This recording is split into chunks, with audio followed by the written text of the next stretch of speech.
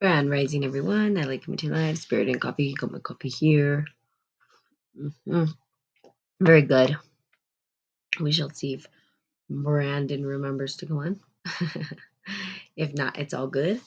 As we continue the journey of non-ordinary states of consciousness, that's what I'll continue to talk about. Although I do have questions for Brandon on other things, such as politics, because, like I said, I don't understand it. But it'd be nice to hear. And I guess I could do my research if I really wanted to know. But, I do my research on other things like spiritual alchemy, because that's what I do. Okay. Anywho, talking about non ordinary states of consciousness, and really there's a difference between science, right? Science and how science plays out and what that means. So when we're looking at it, there's these different ways that they break it down in terms of they think that it's a neural firing in the brain and that mind creates consciousness and complex particles coming together produce this byproduct of consciousness, is one way to look at it. But there's other people that say no, consciousness actually exists in particles themselves. And so, how are we able to basically have consciousness and understand how we can relate to the world around us?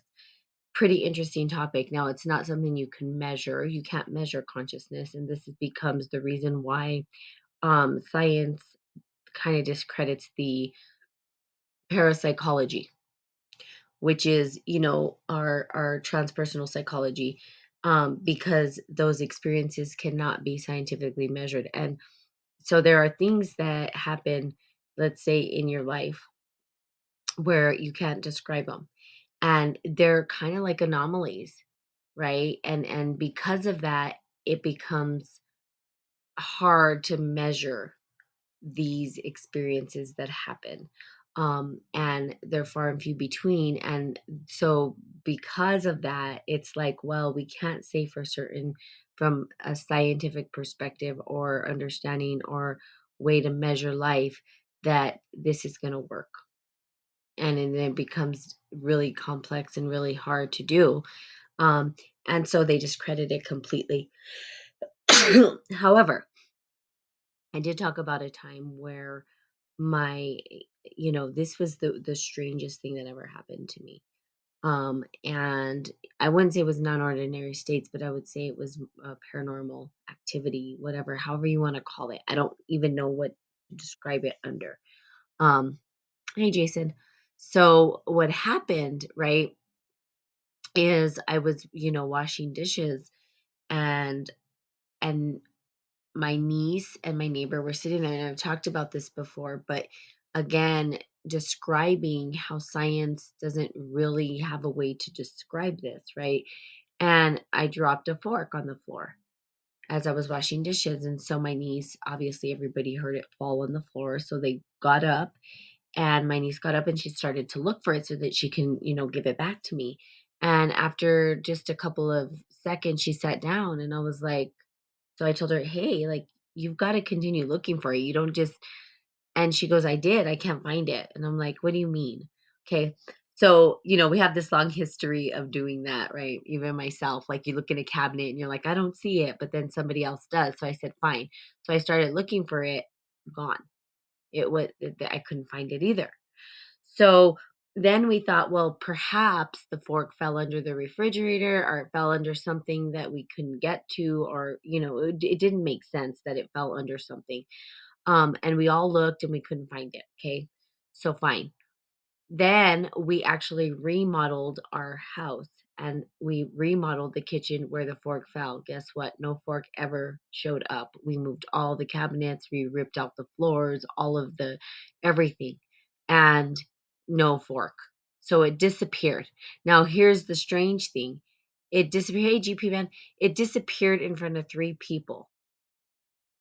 Now, that's an anomaly. That doesn't happen every single day. And typically, if something disappears like that in front of somebody's eyes, it's usually only one witness. There's usually not a lot of people witnessing these things that happen, right? These paranormal things. Okay. So, but when that happened, right, it was interesting because all of us were like, I'm like, do you realize that there is no scientific understanding for what just happened? It's almost like it got sucked into a vortex. Like, how did this material thing that was solid disappear right before our eyes and nowhere to be found? Okay. Interesting, right? So those types of things cannot be explained by science, but because they're so far and few between, we are not able to measure them, so they discredit them. They think that it's not true. It can't be true, but it is because it does happen. People witnessing UFOs, all these paranormal activities and things that happen. And so the non-ordinary states of consciousness, parapsychology kind of goes into those things. It describes at least what's happening in those things. And so it's kind of cool because there was a quote that like you can't say for certain, so science couldn't say for certain that all crows are black, right? Because if there's one white crow, that means that you can't say that statement is not true. It's not factual. Um, Even though it might be an anomaly, but how that anomaly shows up, they may not be able to describe it. They may not be able to say, well, we don't know why there's one white crow and then all the rest of them are black, but it happened. So again, we have these instances that happen in our life, right? Where and we don't talk about them. Why? Because what happens when you do? You're crazy, right? You're crazy. There's no space or platform really. I mean, I think they're starting to, but in science they discredit it. It's really hard, and you have a lot of these scientists who some of them who believe in the paranormal, they believe in all of the non-ordinary states, they believe in spiritual alchemy, but they don't speak out in fear that they're going to look like a jackwagon and they're not going to be accepted by their peers any longer. And this happened quite, with Carl Jung when he was splitting apart because he was looking into other things. He was looking into the collective unconscious and talking about how our dreams and all that stuff and the archetypal patterning show up, which wasn't accepted because there wasn't any way to scientifically measure these things. And so they start to look crazy.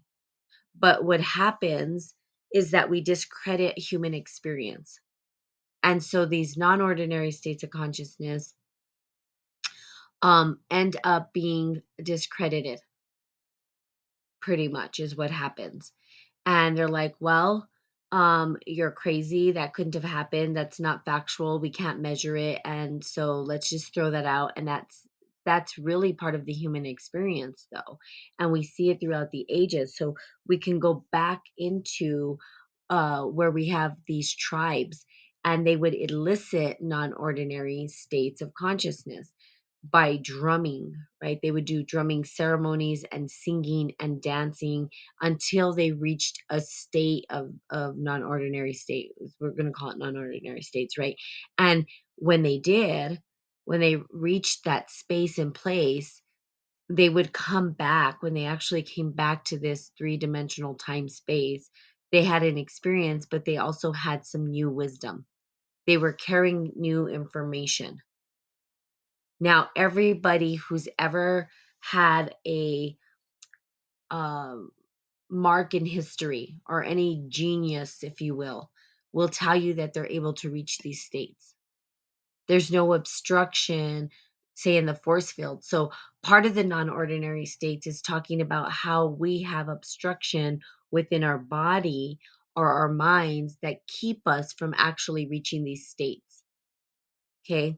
And what ends up happening if we're not able to reach these spaces is that we don't actually turn on our connection to that greater energy, that potentiality, the Akashic record, whatever you want to call it, the ability to unite with the divine and to recognize and remember that you are an extension of the divine, and then also getting information that you may not have understood. So, for instance, when we talk about these quote unquote scientific geniuses, they were actually, they would go into these places And then they would say, well, the dream world, I heard it in a dream.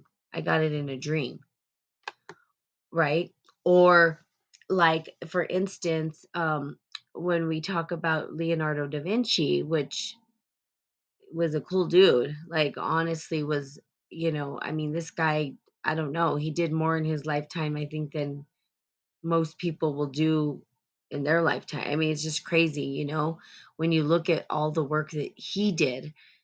But there is a story about him that he ended up going into a cave and disappearing for a while.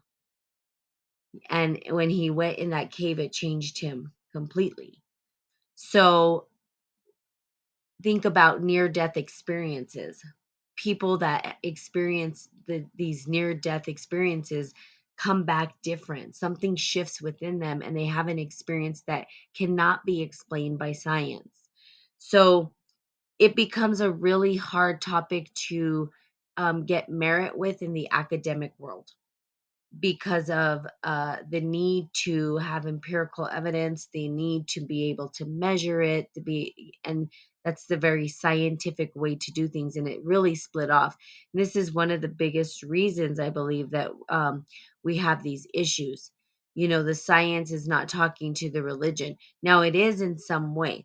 We're starting to bridge the gap between, because, again, science doesn't know how to describe what's happening with quantum physics. There's no words or language that they can describe what's going on, so they go to the mystics and they say, well, what do the mystics say? Well, the mystics have always said what's happening in quantum physics. They already had the language, they've been talking about it forever. And so it's not something new. It's a rediscovery. I'm not going to say we discovered it, because we didn't. It's always been there. We're just now waking up and remembering. Now, we, right, can go to, hey, Prophet, we can go to the eastern part of the world, and they have their books, right? The Bhagavad Gita, and all their myth stories, as they will. And if you start to look at it, it's really more of a scientific understanding of perhaps quantum physics or the spiritual. I think, ancient times, they were still trying to describe what was happening in the spiritual world. They had the language. The language has always been there. We have just had amnesia. And because science became the ultimate way and the ultimate truth, we have forgotten the language of spirituality. We have totally um, forgot what it means, and we've lost the language, specifically in academia. They don't have language to communicate it. We still do, right? But there's this separation between the two.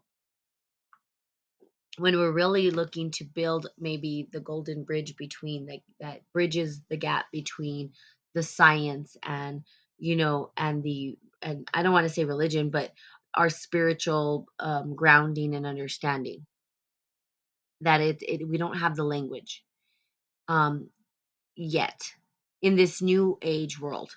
Okay, the new age world. But we are taking from the ancient to describe the current, and we have to, because we have no other way to describe what we are actually seeing in the world. Um and and it's beautiful that it's coming back in. However, we still, I think we get it wrong. And part of it is the Ouroboros, which is a spiritual alchemic symbol that's used. It's the snake eating the tail, which kind of talks about the story of maybe how um, we go into cycles, right? We go into cycles. We die. We're reborn. We die. We're reborn, and it's a cycle over and over and over and over and over again. But they're using this particular symbol to describe cosmology.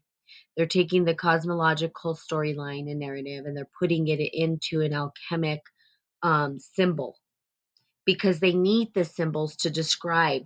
And they're like, well, what can we pull from that would help us to make sense of this? Now, we as humans don't have the whole story, don't know the whole story. And so we tend to create things, I believe, very incorrectly. It's really hard. That's why I say don't follow man, follow God, follow the God within, the righteous God within that's going to guide you in a direction that's fruitful and meaningful and doesn't do harm, because the way that they're using these symbols, whenever the symbols are actually played out, let's say for instance we have a symbol and then somehow we are acting on that symbol, we act, there's some forward motion, we start to play out through symbols, and when you have it incorrect it comes out very, very distorted, and if it's way off, then we totally miss the mark, we totally are off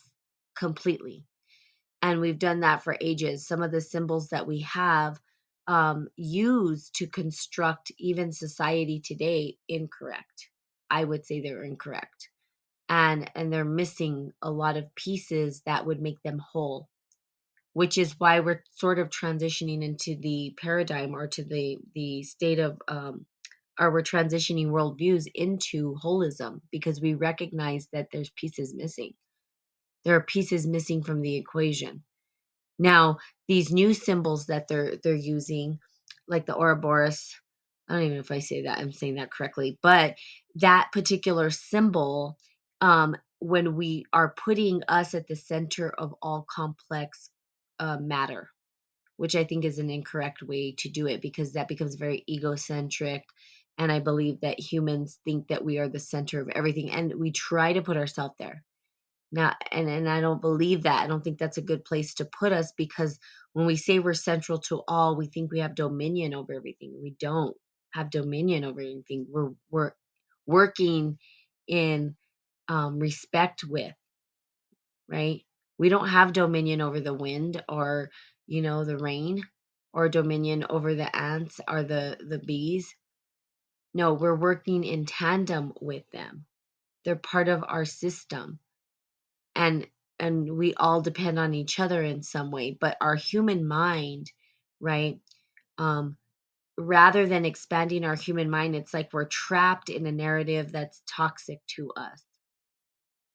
That toxicity, it puts us at the center of everything, it makes us egocentric. Now, ego is not a bad thing, but what it does when the ego takes over and we think that we're the center of everything, it causes destruction. I mean, we're seeing it everywhere.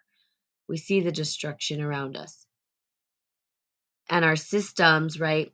So another way to describe what I've been talking about, again, that's why, so for me as a spiritual alchemist, I'm looking at different ways to describe the same phenomena, and there's different language that hits for different people, but it's really describing the same thing. And then part of it's like, now I'm getting it. Like now I have this epiphany, right? You can start to open up your eyes and mind to looking into new things, self discovery, right? And really understanding how you fit into the equation of this grand design and your divine purpose. So, going back to the non ordinary states and the obstruction, we get trapped in a narrative. That narrative that we get trapped in does not, or is there to control it. Like the narrative's being controlled by a very few people. We play into the narrative, and then we're unable, because of that obstruction, to rise above that narrative. We're unable to see above it, and our consciousness is not able to expand, and so we have a stifled consciousness. Now, to expand our consciousness, we have to be able to say, well, what, I don't know what I don't know, and what does that look like? That means going into the abyss, going into the dark night of the soul, going into the darkness. And that's what they did. That's what all of these individuals did. They allowed themselves that space to go into these non-ordinary states of consciousness, but some people are very afraid of. I don't believe humans are a natural fit for this world compared to the rest of living creatures. Yeah, we kind of don't naturally fit, huh? I would kind of agree with that, GP, because it seems as though we totally are self-destructive, and we self-sabotage. and was it supposed to be that way? No, but it seems as though we are alien to this world, right? We don't naturally fit, and I mean, there's all those theories too that we aren't of this world, that we're maybe genetically constructed from a hybrids, right? So there's people that believe that we are aliens, that aliens came, and there's even myth stories, if you will. Well, and I don't even know if they're myths. These are actual texts that were translated, the cuneiform text, right, where they talked about how we were created, um, and that we are actually not even human, like a human. I mean, part of this world, that we are partially alien mixed with, I don't know, other animals, maybe monkeys, right? Is what they would say. Um, but it is weird. And we are different in a lot of ways, and we do destruct, and we are self-sabotaging. And it's really strange because we too um don't know how to love. But if we do actually look in nature, um, we do see there's this harmony, right, with everything around. And Um, one thing that they don't, even though these creatures do mourn their people, like elephants will mourn, they cry, they actually cry tears. You see that these mothers who have these babies, they mourn if their baby died, but they move on in harmony, right? They don't. So it's like, or we do see that some of these um mothers, if there's too many in the pack, they will kill off one of their kids, like, but they don't go to prison for doing that kind of stuff, right? They don't have this moral book of code of ethics and all this stuff. It's almost like nature is actually pretty cruel out there when you look at it. Like, I've saw, like, for instance, wasps will go and take out an entire beehive and just decapitate all of them and just take them all out and not care, right? But there's nobody there saying, "Oh, we're gonna go take out the wasp because they took out the bees." That doesn't work that way. Nature just flows that way. There's no, like, right, wrong, good or bad, I would say. Like, we're not gonna put the wasp in prison for taking out a beehive, right? But humans, if somebody went and took out a bunch of humans, oh, you better believe that the person that's doing that is going to get, there's consequences, right, for it. So there's like this moral code that we have, right? And that's consciousness. And why? Well, because we're trying to learn what's right and wrong. We have this thing to say what's right and wrong. We measure things, right? And I think Brandon was talking about that before. He didn't get on today, so it's okay. I'm not going to keep bugging him. He can come on if he wants. But, you know, talking about morality, yeah, that's a thing that humans do. It's not something nature does. Nature just ebbs and flows the way it's supposed to. When we were taught when we taught apes sign language, apes told Mother Nature and other animals don't like us humans. Yeah, and then it makes sense, right? Because we are self-sabotaging. We are destructive. Now, it's hard because not all humans, I don't think inherently were this way. And I think that that goes back to just the programming of the trauma. And I think that people have the ability to transcend that story, um, and that narrative, but it takes a lot of work. It's just not an easy path, and very few people will. And the ones that do tend to be kind of loners. They just tend to be hanging out by themselves mostly. um, and it's because they're on a journey of healing, and of course, healing is a very intimate thing. Healing is not about people telling you what to do, how to do it. It's about you figuring out what works for you and how to heal yourself, your internal conflictions. Nobody can do that internal work for you. Nobody. No matter how much advice you get, doesn't matter who said what or what, it's in you. And so, but we can elicit some sort of healing through non-ordinary states of consciousness, but we can't get there until we start to heal, which is pretty interesting.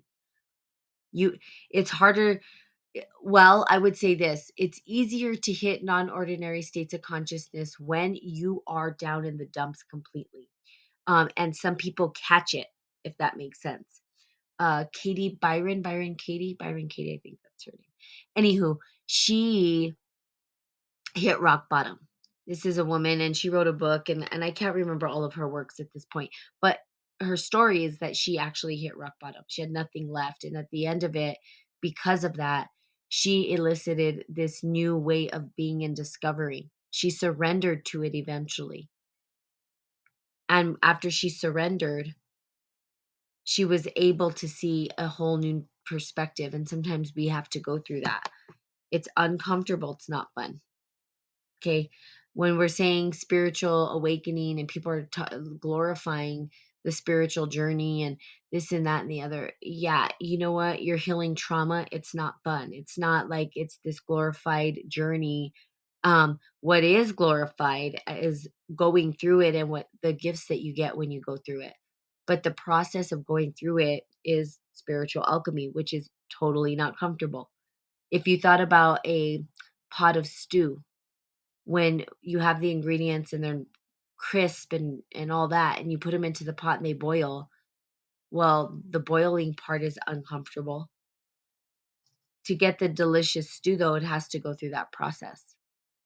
You have to boil the vegetables. Well, I don't know how those vegetables are feeling. I don't know if they have fillings, but potatoes cry when you fry them, so I believe that they're probably hurting. I don't know. Perhaps. I mean, I felt the pain of a potato cooking it before. That's why when people are like, "Don't eat meat," I'm like, "Yeah, well, potatoes are living too." I mean, everything is living. So, what do you do? But the transition between the two, right? And understanding. So we have to go through that pain in order to understand, and we have to understand how to move through the process. Now, everybody's different, and some will, some won't. Let's just say some will, most won't, because that's typically how it goes. Most people would numb themselves out, right? They numb themselves out so they don't have to go through the experience because it's not fun. It's not the best experience in the world. Um, but non-ordinary states of consciousness, when we are able to get through the trauma and we can elicit non-ordinary states, you don't need drugs to do that. You don't need our psychedelics to do that. I should say not drugs, but psychedelics like shrooms and all that. You can. Um, but I feel that those experiences are fleeting when you are able to tap into non-ordinary states of consciousness through perhaps meditation or dancing or drumming or all of these other ways that you can actually step into that space. I think that the it lasts longer for you.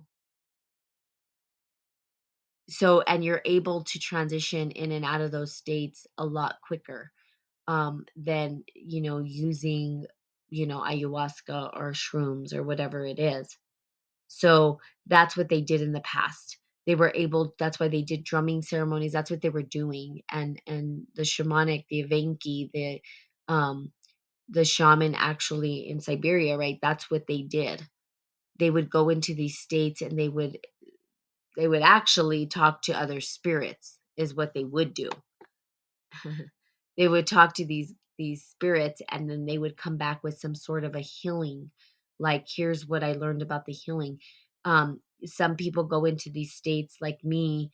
For my journey, when I go into these states, non-ordinary states, I come back usually with sacred geometry and how it operates within time, or how it operates within the macrocosm and microcosm, and how the two bridge together. That's my alchemy.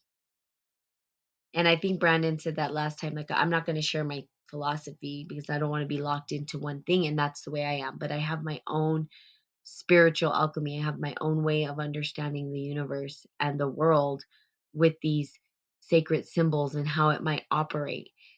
And then how we can shape the narrative around that. And that's how I live my life.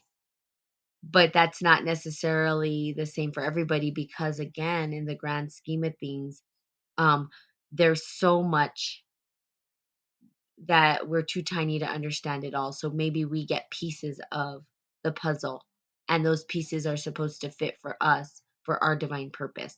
And we use those pieces to help other individuals find their pieces. Doesn't necessarily mean my piece is going to fit yours, right? Does it maybe work that way? In the grand scheme of thing, we all interconnect, but maybe my piece is on the other side of the web and yours is way on the other side. Doesn't mean that we're not still connected. So I think that's what we do: journey together to try to fit the pieces of the puzzle by eliciting non-ordinary states of consciousness. And we do that by releasing the trauma and the obstruction within the psyche, because that is where we're holding the obstruction. Our mind is telling us things that aren't true, right? You're not good enough. You're not worthy. You don't matter. All these things that don't trust yourself, you know, all of these things that we have to overcome in order to move forward into our divine purpose, because that's what it's about, right? Moving into divine purpose. What does that mean? You know, what kind of legacy is it that you're leaving? What is your legacy? You know, I have my legacy, right? My legacy is to leave a legacy of wisdom. That's my legacy. That's my purpose. That's why I'm here. How that is described and expressed, well, wisdom comes with experience.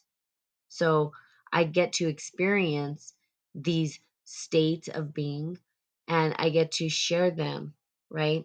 Now, that is my divine purpose. And in sharing them, hopefully, what it does is it helps to support others in remembering their divine purpose, or at least allowing them to look into a journey to help them get where they need to go for their divine purpose.